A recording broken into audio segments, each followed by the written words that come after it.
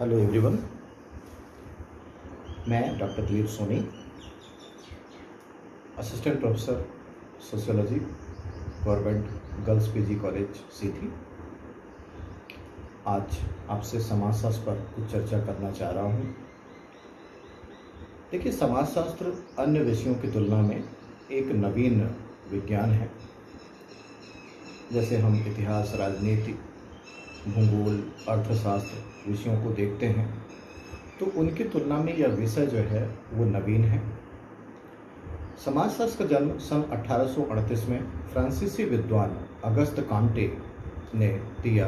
सर्वप्रथम उन्होंने 1838 में एक नवीन विषय को जन्म देते हुए उसका नाम रखा सोशल फिजिक्स या सामाजिक भौतिक शास्त्र। बाद में जब उन्हें लगा कि हमारा विषय विज्ञान नहीं बन सकता, हम मनुष्यों का अध्ययन करते हैं और मनुष्य की अपनी सोच होती है जो समय के साथ निरंतर परिवर्तित होती रहती है, तो उन्होंने अपने विषय को विज्ञान बनाने की कोशिश छोड़ दी और इस विषय को नाम दे दिया समाजशास्त्र या सोशियोलॉजी। समाजशास्त्र की उत्पत्ति के बारे में बात करें तो आखिर ऐसी कौन सी स्थितियां थीं जो फादर ऑफ सोशियोलॉजी अगस्त कांटे को प्रेरित करती हैं कि वह एक नवीन विषय को जन्म दें।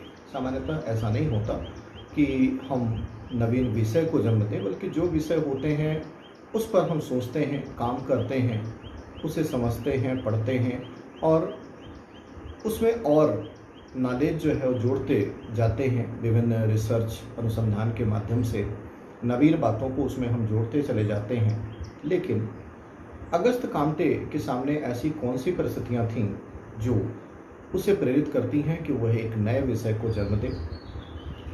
सामान्य तौर पर इसमें दो घटनाओं को जिम्मेदार माना जाता है। एक फ्रांसीसी राज्य क्रांति जो 1789 में फ्रांस में हुई थी और इसमें परिस्थितियां कुछ इस तरह से थीं कि समाज जो है वो 3 वर्गों में बटा हुआ था।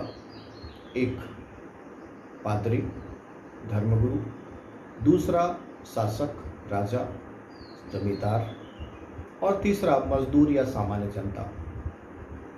राजा जो था वो ऐशो आराम का प्रेमी था, सुरा सुंदरी में व्यस्त रहता था, उससे प्रजा के हितों से कोई मतलब नहीं था। और समाज को बांटा तो 3 भागों में गया था, लेकिन सामान्य तौर पर यदि आप कर प्रणाली को देखें, यदि आप किसी भी तरह से वसूली को देखें और सुविधाओं की बात करें तो समाज 2 वर्गों में बटा हुआ था, एक उच्च वर्ग और दूसरा निम्न वर्ग। उच्च वर्ग में यही सामंत, राजा रजवाड़े और पुरोहित थे, पादरी थे। और दूसरा वर्ग निम्न वर्ग का था जिसे हम मजदूर, श्रमिक, किसान, सामान्य जनता। तो पूरी तरह से टैक्स जो है वो निम्न वर्ग के ऊपर लगा दिया गया था और उच्च वर्ग उस टैक्स का उपयोग जो है वो अपने ऐशो आराम में खर्च किया करता था। और किसी भी तरह से जब उसे और आगे की सोच होती थी कि मुझे सुविधाएं कैसे मिले, तो और टैक्स जो है वो सामान्य जनता के ऊपर लाद दिया जाता था। इस तरह से करों का बोझ बढ़ता चला गया, शोषण की प्रवृत्ति बढ़ती चली गई और सामान्य जनता जो है वो लगभग त्रस्त हो चुकी थी, त्राही त्राही करने लगी। और जब उसे ऐसा लगने लगा कि यदि यह सिस्टम बंद नहीं हुआ तो हमारा वजूद ही नष्ट हो जाएगा, तब निम्न वर्ग ने क्रांति कर दी और उच्च वर्ग को जो है वो तहस नहस कर दिया। अब यहाँ पर यदि हम सीधा सा अर्थ निकालें तो निम्न वर्ग को शोषण से मुक्ति मिल गई, लेकिन यह तो सीधा फायदा हुआ। कोई भी समझ सकता है कि जो उच्च वर्ग शोषण करता था उसका जब अंत हो गया तो निम्न वर्ग को शोषण से मुक्ति मिल गई। लेकिन एक नवीन समस्या यहाँ पर हमें देखने को मिलती है या पैदा हो जाती है कि हम देखते हैं कि निम्न वर्ग जो है वो स्वयं अपने से निर्णय नहीं लिया करता कि उसे कब क्या कैसे करना है, यही उच्च वर्ग था जो उसे निर्देश देता था, उसे आदेश देता था, और यह निम्न वर्ग जो है उस आदेशों का, उन निर्देशों का पालन करते हुए और अपनी श्रम शक्ति का उपयोग करता था और शोषण से मुक्ति तो मिली। लेकिन दूसरी समस्या पैदा हो गई कि अब इस निम्न वर्ग को आदेश देने वाला कोई भी नहीं था।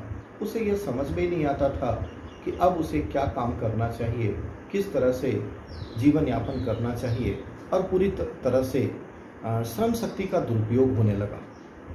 श्रम शक्ति घर में पड़ी रहने लगी, अपने निजी व्यस्तताओं में वह बिताने लगे और समाज के लिए उस श्रम शक्ति का कोई उपयोग नहीं रह गया।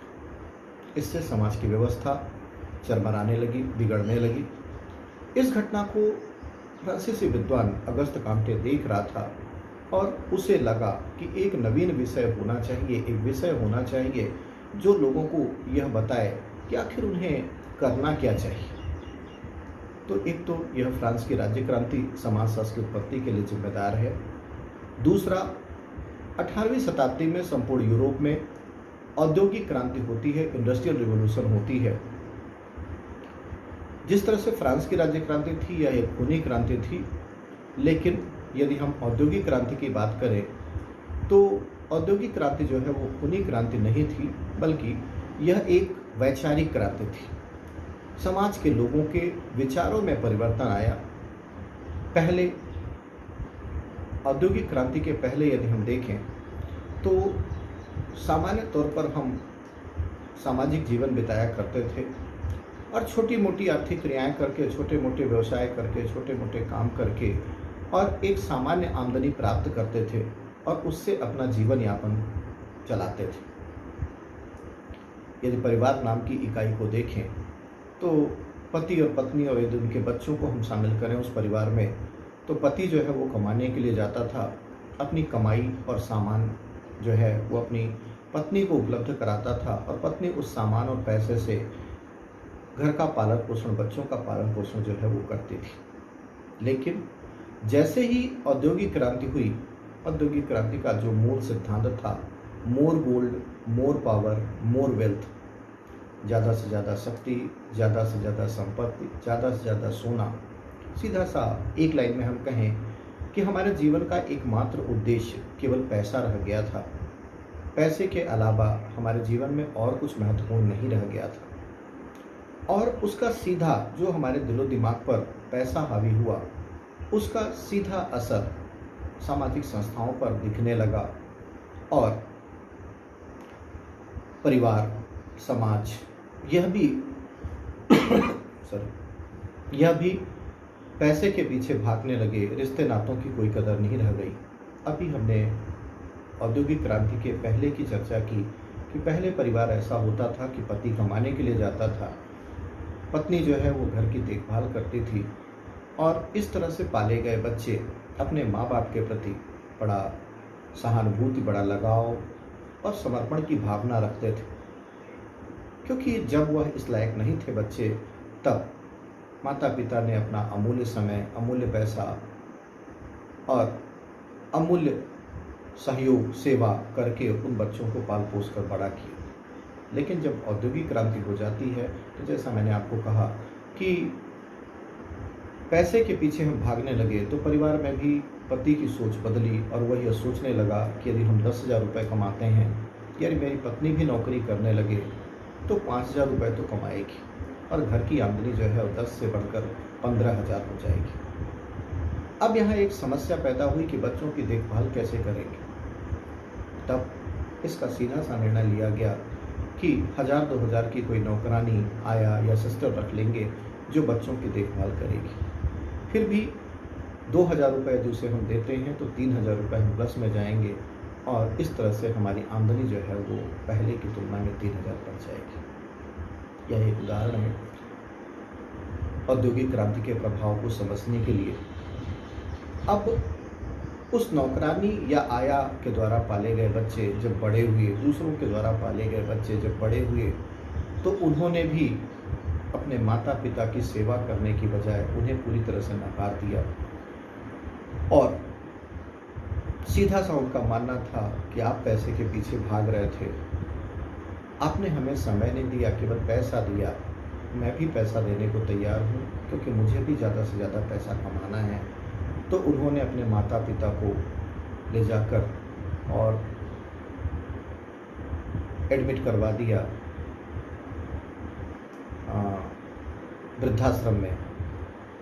और उसमें जो है वह इससे सारी व्यवस्था बिगड़ रही थी, और इस बिगड़ती हुई व्यवस्था को अगस्त कांटे देख रहा था। उसे लगा कि एक विषय होना चाहिए जो इन बिगड़ी हुई व्यवस्था को संभाल